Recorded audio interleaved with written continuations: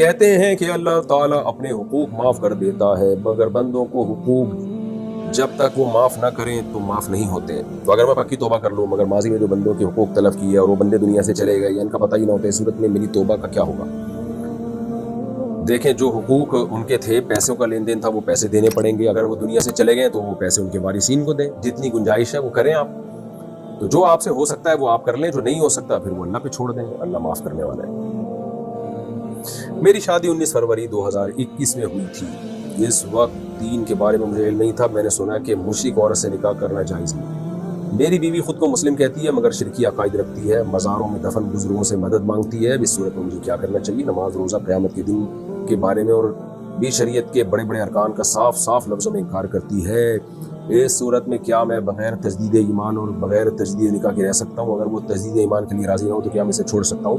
آپ اسے توبہ کی تلقین کریں اور بولیں قبروں سے مانگنا حرام ہے، ناجائز ہے، شرک ہے، اس سے نکاح ختم ہو جاتا ہے۔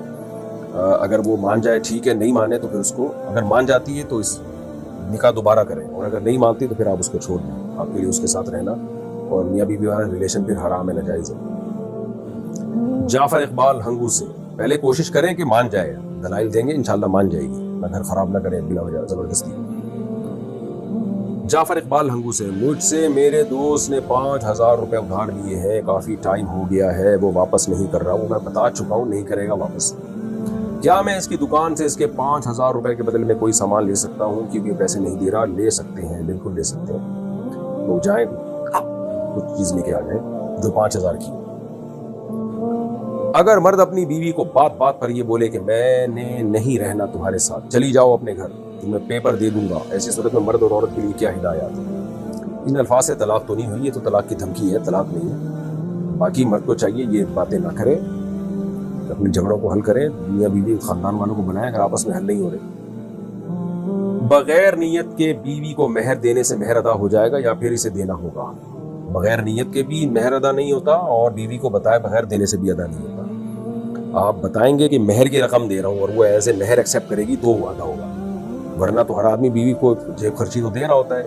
مرنے سے پہلے بولے کہ بیگم میں نے جتنی پاکٹ منی دی تھی وہ سارا مہر ہو گیا، بیگم بولے گی ہم تو مہر سمجھ کے نہیں لیتے رہے اس کو۔ تو جب مہر دیا جائے اس کو بیوی کو بتایا جائے کہ بیگم میرے ذمہ جو مہر کی رقم تھی یہ میں دے رہا ہوں اور اب مہر ختم ہو گیا۔ جب تک یہ اس طرح وضاحت نہیں کرے گا وہ رقم مہر نہیں کہلائے گی، وہ غریبی کہلائے گی۔ کیا بہنوئی اور سالی اور گھر والی ایک ہی کمرے میں سو سکتے ہیں، ایک ہی کمرے میں رہ سکتے ہیں؟ نہیں رہ سکتے۔ سالی کا پردہ ہے بہنوئی سے، جائز نہیں ہے ایک ساتھ رہنا۔ اگر زکوٰۃ 7.5 تولے سونے پر ہے تو اس دور میں 5000 روپے تولہ سونا تھا اور اب تقریباً 3 لاکھ روپے تولہ ہے، تو اس پر تھوڑی روشنی ڈالیے۔ روشنی کس پہ ڈالنی ہے؟ آپ نے تو رپورٹ پیش کی ہے کہ اس وقت ایسا تھا اب ایسا ہے۔ آپ شاید اس پہ روشنی ڈالنا چاہ رہے ہیں کہ 5000 روپے تولہ سونا تھا اور اس وقت آپ نے زکوٰۃ نہیں دی، اور اب پرانی زکوٰۃ دینا چاہتے ہیں تو کس قیمت پہ دیں گے؟ تو اگر خالی سونا ہی تھا آپ کے پاس اور 1 روپیہ بھی نہیں تھا تو سونے کی موجودہ ویلیو پہ آپ زکوٰۃ دیں گے، اور اگر سونے کے ساتھ کچھ رقم تھی تو پھر سونے کا نصاب نہیں دیکھا جاتا، 52.5 تولے چاندی کی قیمت دیکھی جاتی ہے، تو پھر قیمت کے حساب سے دیں گے۔ یعنی اس وقت سونے کی جو قیمت تھی وہ کم تھی تو اسی قیمت کا 2.5% دینا پڑے گا آج آپ۔ میں نو مسلم ہوں، 6 سال پہلے مسلمان ہوا تھا تو ترنت نماز فرض ہو گئی تھی۔ ترنت بولے تو فوراً 1 سال مجھے نماز سیکھنے میں لگ گیا تھا، تو کیا مجھے قضاء عمری پڑھنی پڑے گی؟ بہت ٹینشن میں ہوں۔ اگر آپ نے نمازیں پڑھی ہیں تو پھر قضاء عمری پڑھنے کی ضرورت نہیں ہے۔ جو سیکھنے میں ٹائم لگا تو جس طرح بس ارکان بھی اگر ادا ہو گئے تھے نا، جیسے آپ کو سورہ فاتحہ نہیں آتی تھی لیکن آپ سورہ فاتحہ سیکھ رہے تھے اور جتنی سیکھتے تھے اتنی پڑھ لیتے تھے، قیام کر لیتے تھے، رکوع کر لیتے تھے، 2 سجدے، جو یعنی جو ارکان ہوتے ہیں نماز کے بیسک ارکان، تو آپ کی نماز ہو گئی۔ غیر مسلم جب مسلمان ہوتا ہے نا تو جتنا ٹائم اس کو سیکھنے میں لگتا ہے تو وہ سیکھنے والا ٹائم میں شرعاً وہ معذور ہوتا ہے، تو وہ پھر اس کی نماز ہو جاتی ہے۔ البتہ رکعتیں اور سجدے پورے ہونے چاہیے، یہ ضروری ہے۔ اگر رکعتیں بھی پوری نہیں تھی، کیونکہ رکعتیں سیکھنے میں تو ٹائم نہیں لگتا نا، جیسے فجر کے 2 فرض پڑھنے ہیں آپ نے، 2 رکعتیں پڑھنی ہیں، تو اب 2 رکعتیں اور ہر رکعت میں 2 سجدے تو کرنے ہی پڑیں گے۔ سیکھنے میں ٹائم لگتا ہے، تحیات کو سیکھنے میں اور سورہ فاتحہ اور قرآن کی کوئی سورت کو سیکھنے میں ٹائم لگتا ہے۔ تو اس سیکھنے میں جو ٹائم لگا تو اس میں جس طرح بھی آپ نے پڑھ لی آپ کی نماز ادا ہو گئی ہے۔ تو جو نمازیں پڑھ لی ہیں جیسے تیسے بھی پڑھی ہو ان کو لوٹانے کی ضرورت نہیں ہے، جو پڑھی نہیں سرے سے تو وہ تو بہرحال آپ کے ذمہ ہے، پھر اس پہ توبہ استغفار بھی ضروری ہے۔ جب بھی کوئی غیر مسلم مسلمان ہوتا ہے نا تو اس کو نماز میں کتنا حصہ سکھا دینا چاہیے فوراً، یہ خوب سمجھ لیں۔ جیسے اسلام میں داخل ہو اس کو سب سے پہلے جو نماز کا ٹائم ہو، جیسے کوئی غیر مسلم عصر کے ٹائم پہ مسلمان ہوا ہے تو اس کو فوراً بتا دیں بھائی اب عصر کی نماز آپ نے پڑھنی ہے۔ تو کیسے پڑھنی ہے؟ ظاہر ہے اس کو تو نہیں آتی، اس کو وضو کرا دیں بھائی اس طرح سے وضو کرنا ہے، اور یہ بتا دیں عصر کی 4 رکعتیں ہوتی ہیں، اور 4 رکعتوں میں کیا ہے؟ قیام ہے، رکوع ہے، سجدہ ہے، 2 سجدے ہیں، اس طرح سے اتنا بھی، یعنی اللہ اکبر کہہ کے نیت باندھ لے اور پھر اس طرح سے نماز پڑھ لے۔ ہاں ٹائم اس کو لگے گا سورہ فاتحہ سیکھنے میں، تو سب سے پہلے جو چیز غیر مسلم کو یاد کرائی جائے گی وہ ہے سورہ فاتحہ۔ جیسے ہی سورہ فاتحہ یاد ہو جائے تو پھر اس کو مختصر سی کوئی قرآن کی سورت انا اعطیناک الکوثر فصلی لربک وانحر ان شانئک هو الابتر یہ یاد کرا دیں، یا قل هو اللہ احد یاد کرا دیں۔ اور تیسرے نمبر پہ سب سے پہلے اس کو التحیات یاد کرا دیں، التحیات للہ والصلوات والطیبات، السلام علیک ایھا النبی ورحمۃ اللہ وبرکاتہ، السلام علینا وعلی عباد اللہ الصالحین، اشہد ان لا الہ الا اللہ واشہد ان محمدا عبدہ ورسولہ، یہ یاد کرا دیں۔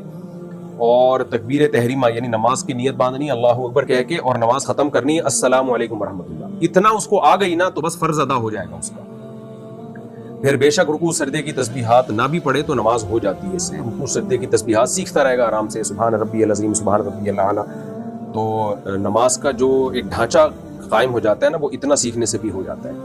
تو جب بھی کوئی غیر مسلم مسلمان ہو آپ نے کیا سکھانا ہے؟ سب سے پہلے اس کو کہنا ہے بھائی ابھی والی نماز پڑھو، وضو کرا دیں، بہتر تو یہ غسل کرا دیں اس کو، سنت یہی ہے کہ نبی صلی اللہ علیہ وسلم جب کوئی غیر مسلم مسلمان ہوتا تھا غسل کا حکم دیتے تھے، تو اگر حالت جنابت میں ہے تو پھر تو غسل فرض ہے، تو غسل کرا دیا اس کو، اور فوراً بولا بھائی آپ نے اب وقتی نماز پڑھنی ہے کیونکہ نماز قضا نہ ہو۔ کیسے پڑھے گا آپ بتا دیں بھائی عصر کی نماز ہے 4 فرض پڑھ لو، بھائی مجھے تو فاتحہ نہیں آتی، کوئی بات نہیں فاتحہ سیکھتے رہنا، ابھی صرف ایسے کر لو اللہ اکبر کہہ کے نیت باندھ کے کھڑے ہو جاؤ۔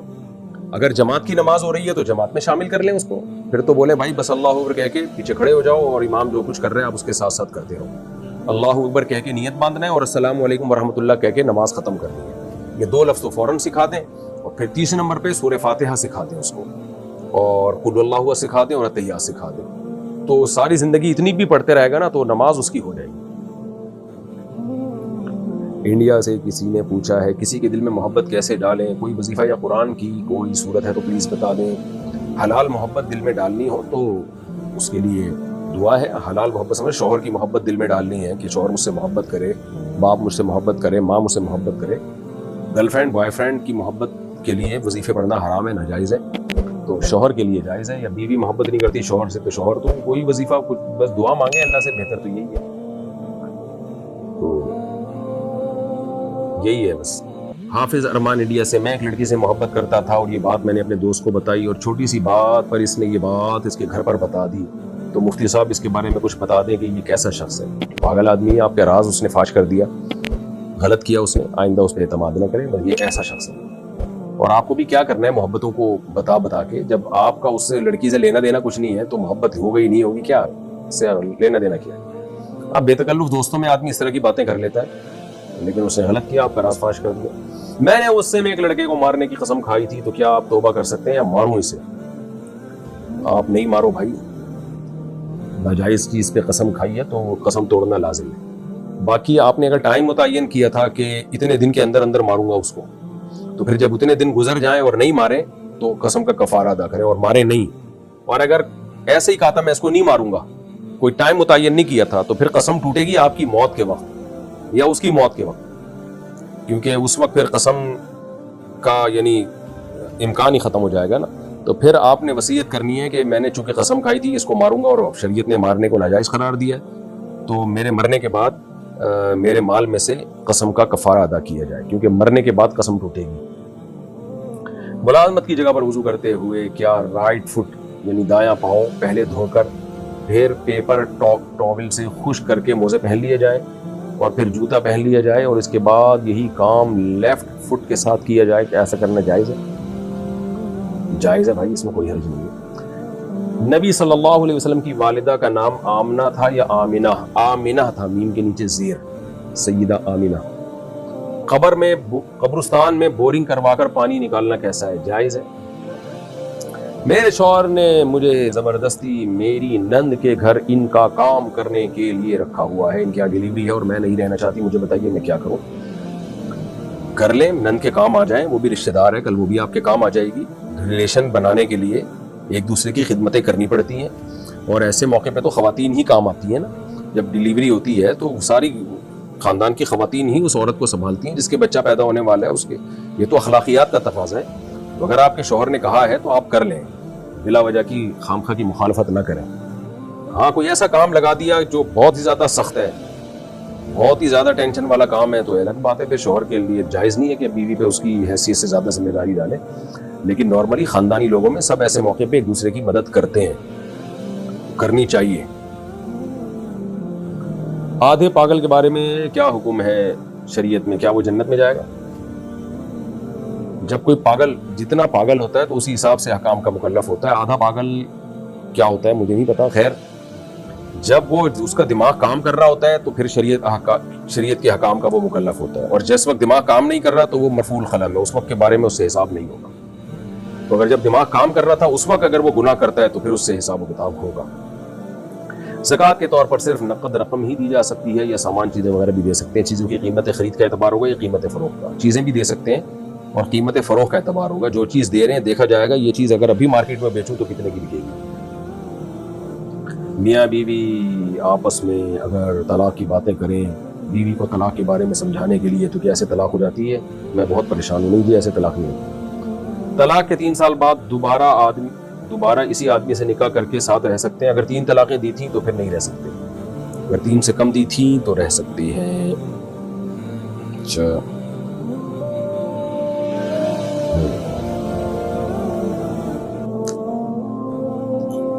وتر کی تیسری رکعت میں سورت پڑھنے کے بعد درود شریف پڑھ سکتے ہیں. وتر کی تیسری رکعت میں دعائے قنوت پڑھنا سنت مؤکدہ ہے.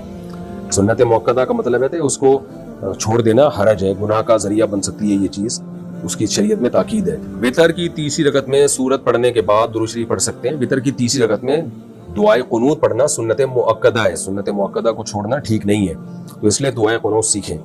ہاں جب تک نہیں سیکھ پاتے یا مشکل ہو رہا ہے, بہت بعض لوگوں کی بڑی عمر ہو جاتی ہے پھر ان کی زبان پہ الفاظ ہی نہیں چڑھتے, تو پھر کوئی بھی دعا پڑھ سکتے ہیں. تو چونکہ درود شریف بھی ایک دعا ہے تو وہ بھی پڑھ سکتے ہیں. اگر جماعت سے نماز پڑھتے ہوئے بیچ میں وضو ٹوٹ جائے تو باہر کیسے نکلیں؟ پیچھے کافی لوگ ہوتے ہیں, ان کی نماز میں خلل آئے گا.